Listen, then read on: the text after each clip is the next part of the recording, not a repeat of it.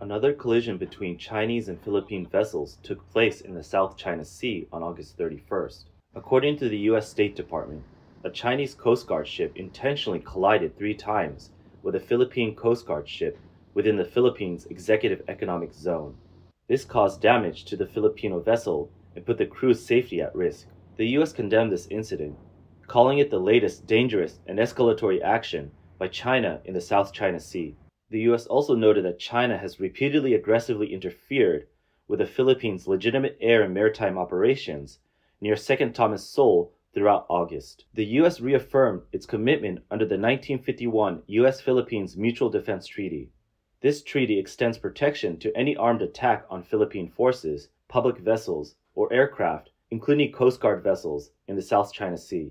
Interestingly, both sides claimed the other was responsible for the collision on the 31st. However, video evidence showed that the Chinese ship hit the Philippine vessel. Despite the collision, the Philippine ship remained intact, while the Chinese ship bounced back, highlighting the CCP's shipbuilding quality. Some bloggers even claimed that the Philippines overpowered the Chinese Coast Guard ship, while China has yet to take any action. This incident reflects growing discontent with the CCP, and many have been eagerly waiting for this day. There were actually several clashes that occurred in late August in the South China Sea near the Spratly Islands.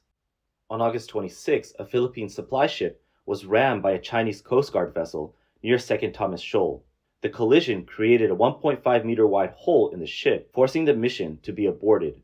To prevent China from turning Second Thomas Shoal into an artificial island, the Philippine Coast Guard's BRP Teresa Magbanwa has been stationed there for over 4 months. It is currently surrounded by 6 Chinese Coast Guard ships, 3 warships, and 31 militia vessels. On August 19th, 2 Philippine Coast Guard ships attempted to deliver supplies to Second Thomas Shoal and Ayungin Shoal. However, Chinese vessels rammed them repeatedly. On August 22nd, the Philippine Fisheries and Aquatic Resources Bureau's Sandy Donato vessel was also blocked by Chinese Coast Guard ships at Second Thomas Shoal, disrupting the resupply mission again. China has placed beacons in the area, allowing its Coast Guard and military vessels to detect and approach any unidentified ships immediately. In 2016, the International Court of Arbitration ruled that China's 9-line claim in the South China Sea had no legal basis. Second Thomas Shoal and Ayungin Shoal are within the Philippines' exclusive economic zone, giving the Philippines the right to conduct resupply operations there. China's actions actually violate the Philippines' sovereign rights. Due to China's frequent use of gray zone tactics, like ramming and water cannons to obstruct resupply missions, the Philippine military deployed an H-145 helicopter on August 28th. It airdropped supplies directly onto the BRP Teresa Magbanwa at Second Thomas Shoal. However, the supplies were quickly retrieved by Chinese Coast Guard vessels as soon as they hit the water. Amidst these tensions, Admiral Paparo, commander of the U.S. Indo-Pacific Command, visited Manila from August 27 to the 30th. He discussed the South China Sea situation with Philippine officials. When asked by the media, he said the U.S. was ready to offer a broad range of options if the Philippines requested assistance, but did not disclose specific details. When asked if the U.S. military might escort Philippine resupply missions in the South China Sea, Paparo said, "We are ready." The strong statements from high-level U.S. officials may signal new developments in the U.S.-Philippine military cooperation in the South China Sea. This sends a clear political message to regional parties and hints to China that the possibility of U.S. military intervention is increasing if the situation worsens. China's choices in the South China Sea and how the U.S. balances supporting the Philippines with avoiding escalation will have significant implications for the region. Before the Russia-Ukraine war, the CCP did not face as much economic pressure. China could still acquire Western technology and foreign investment, which it then funneled to Russia. At that time, the CCP felt relatively secure. However, since the war began, the US has steadily tightened its containment of the CCP. This has increased economic and other pressures on China. In the past, Chinese goods sold well, and China had ample financial resources, but that is no longer the case. Now, the Sino-Russian alliance is on the brink of a hot war with the West. Russia, Iran, and North Korea have already entered a wartime state, leaving only the CCP holding back. Yet both Russia and the West are pressuring the CCP, making a future hot war seem inevitable. From the CCP's perspective, the South China Sea represents the weakest point in the US and its allies' first island chain. While the US supports the Philippines has grown closer to the CCP in recent years, leaving its navy in a weakened state. Restoring the Philippine military's full strength would take a long time, and the CCP is exploiting this. As long as the US does not intervene directly, the CCP believes it can continue to bully the Philippine Navy with relative impunity. The CCP is steadily escalating its provocations against the Philippines, trying to force the US to get involved. The US will undoubtedly intervene, but how it does so remains an open question. Given the current situation, the US is unlikely to quickly deploy warships to escort Philippine supply vessels. The Philippines has its own concerns. Philippine Armed Forces Chief of Staff General Romeo Bronner emphasized that the Philippines will first rely on its own forces and would only seek US assistance if the stationed troops run out of supplies or face the risk of casualties. President Ferdinand Marcos Jr. also stated that there is currently no need to invoke the Mutual Defense Treaty. The US also needs to carefully weigh its timing and method of intervention. The CCP might seize this opportunity to provoke a collision between its militia vessels and US warships. They could then claim that the US warship hit a Chinese vessel, which would escalate tensions and make the US appear as aggressor. If the US delays its intervention and China continues to besiege Philippine vessels, leading to casualties due to disrupted resupply missions, international public pressure will likely target Beijing. Western media might focus their reporting on the incident, and the international community could call for US action to support the Philippines.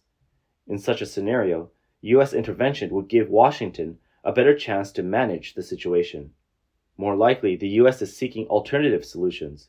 It could strengthen military support for the Philippines through defense contractors or other third-party forces, maintaining a strategy of civilian ship versus civilian ship and Coast Guard versus Coast Guard. If the CCP deploys warships, the US could then send its own warships. This approach would help balance China while maintaining diplomatic leverage. Japan has already provided the Philippine Coast Guard with up to 12 multi-role response vehicles, MRRVs, through various aid and loan programs.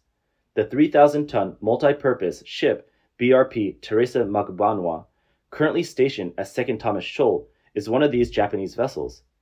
Given Japan's technical expertise and project experience, the US might encourage Japan to speed up the production and delivery of more vessels and equipment, and possibly even offer leasing options. The quickest solution might be to use helicopters to resupply the BRP Teresa Magbanwa at Second Thomas Shoal. The ship has a helicopter landing capability, but it may not yet be operational due to insufficient training or the need for further technical adjustments. US defense contractors could provide helicopters equipped with hoists to safely transfer personnel and supplies from the air to the ship. If the US intervenes through defense contractors and arms the Philippines with sufficient strength to confront the Chinese Coast Guard, the conflict could escalate.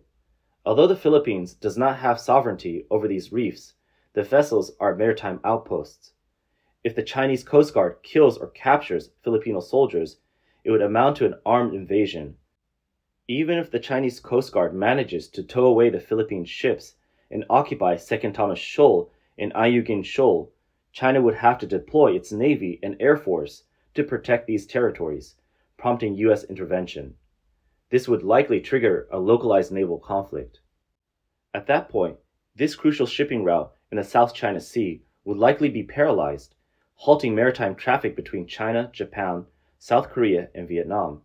Japan and South Korea would undoubtedly side with the US, while Vietnam might remain neutral. As a result, China would find itself in direct conflict with the US, Japan, and South Korea, making a major confrontation in the South China Sea nearly inevitable. The international community would probably condemn the CCP for its aggressive actions, damaging China's global image and reputation beyond repair. Much like criticism China faced for supporting Russia, this could leave China internationally notorious and struggling to recover its standing. In such a scenario, the US could provide strong support to the Philippines, similar to its assistance to Ukraine, including financial aid, warships, and mercenaries, leaving the CCP in an extremely passive position. China might even lose control of some of its artificial islands in the South China Sea. Additionally, the US and its allies might seize the opportunity to impose large-scale economic sanctions on China. China could face consequences similar to Russia, being expelled from International Payments Network (SWIFT), having its ship detained at sea, its planes grounded, and facing a comprehensive embargo. This would make trillions of yuan disappear, and the CCP would not dare to take such a risk lightly.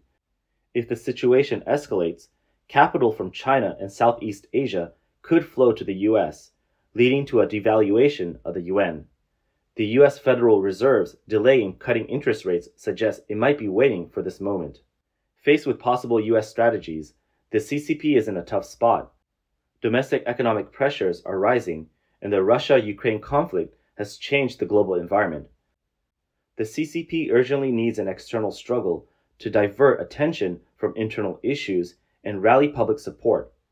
The South China Sea has always been a key focus of CCP propaganda, where nationalist sentiments are easily stirred. Taking a hardline stance against the Philippines and reinforcing its presence in the South China Sea helps the CCP showcase its great power prestige and calm domestic unrest. However, the CCP knows the South China Sea is not truly its stronghold. Even though it has some military advantages, it's hard to change the US-led regional security structure. Acting rashly could cement China's image as an aggressor, making it more vulnerable diplomatically and in public opinion. Moreover, as the US increases its military presence in the South China Sea, the CCP's options between Taiwan and South China Sea are shrinking. Maintaining a balanced relationship with the US while avoiding outright confrontation aligns more with the CCP's current interests. The problem now is that while it's easy for the CCP to act against the Philippines, the geopolitical and economic costs could be more than China can bear. Given the global shifts caused by the Russia-Ukraine conflict and rising domestic economic pressures, China may need to be more cautious in its decisions regarding the South China Sea. As a result, the CCP continues to harass the Philippine Navy, trying to exhaust and provoke them without crossing the red line that would trigger US intervention. If the Philippine Navy overreacts, the CCP could claim that the Philippines attacked Chinese ships with US backing. This would allow the CCP to justify expanding the South China Sea dispute as a self-defense counterattack. The US-China rivalry in the South China Sea has a long history, and the situation's development is closely tied to their relations. In 2016, the US had a relatively moderate stance on the South China Sea issue.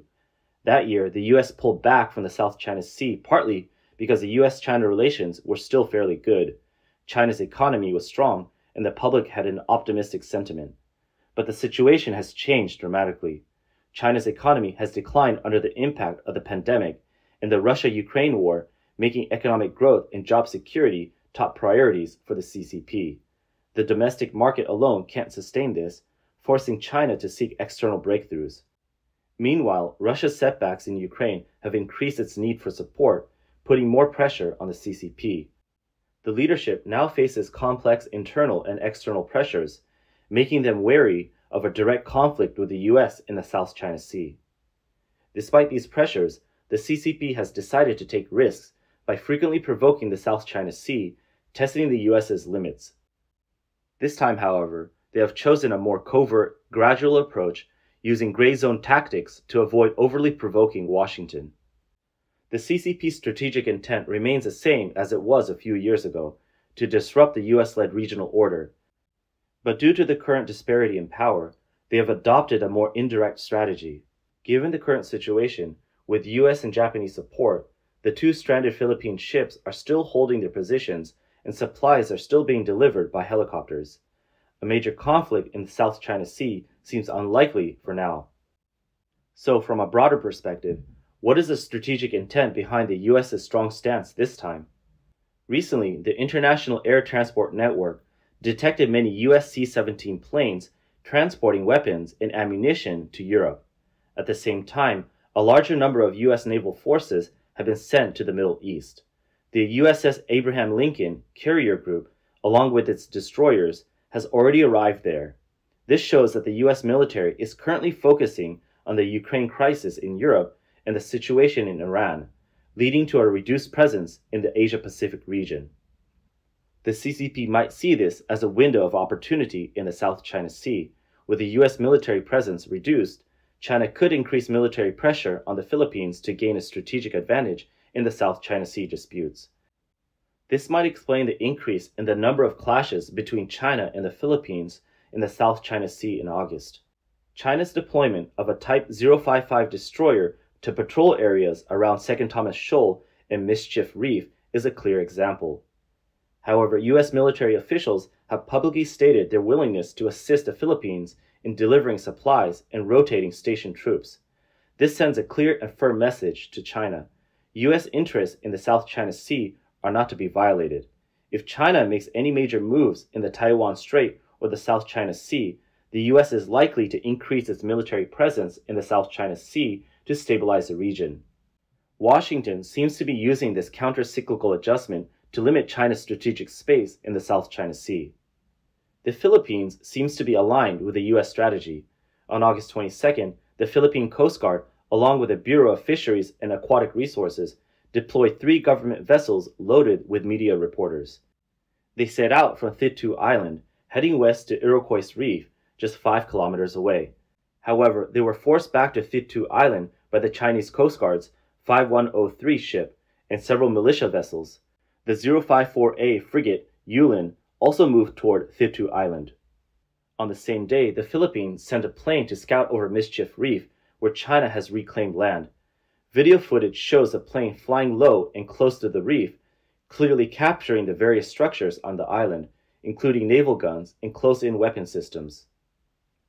Facing strong US containment in the Asia-Pacific region, the CCP is not only trying to break through the US blockade in the South China Sea using gray zone tactics, but also actively planning its strategic positioning in surrounding areas to gain more room for maneuver. In the Ukraine battlefield, Russia has used weapons manufactured in Kazakhstan with a production line supplied by China. While this doesn't directly relate to the South China Sea, it reflects the CCP's broader strategy of supporting Russia to tie down the US.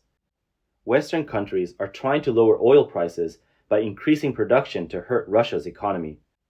In response, China, in coordination with Saudi Arabia and others, has agreed to oil production cuts, indirectly helping to stabilize Russia's economy.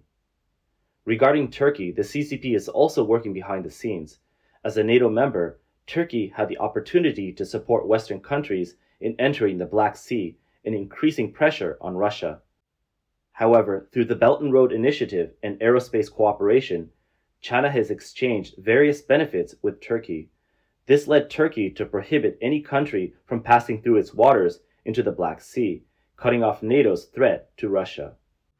These actions show that to relieve the strategic pressure from the South China Sea issue, the CCP is trying to leverage its influence in surrounding regions, supporting Russia to distract and divide US attention, thereby gaining more strategic initiative in the South China Sea. This mirrors the CCP's gray zone tactics in the South China Sea, constantly testing the US's limits. Both strategies reflect the CCP's urgent need to break through US strategic suppression. Therefore, when analyzing the current trajectory of the South China Sea situation, we cannot ignore the CCP's strategic maneuvers in the broader region. On the surface, this appears to be a chess game over sovereignty in the South China Sea, but behind it lies a broader global competition between the US and China. The CCP's choices in the South China Sea will largely depend on its struggle with the US in other regions. Conversely, deployments in the South China Sea will also impact the CCP's strategic calculations in surrounding areas. For the CCP, the South China Sea and the broader region are two intertwined arenas of competition, both essential and inseparable.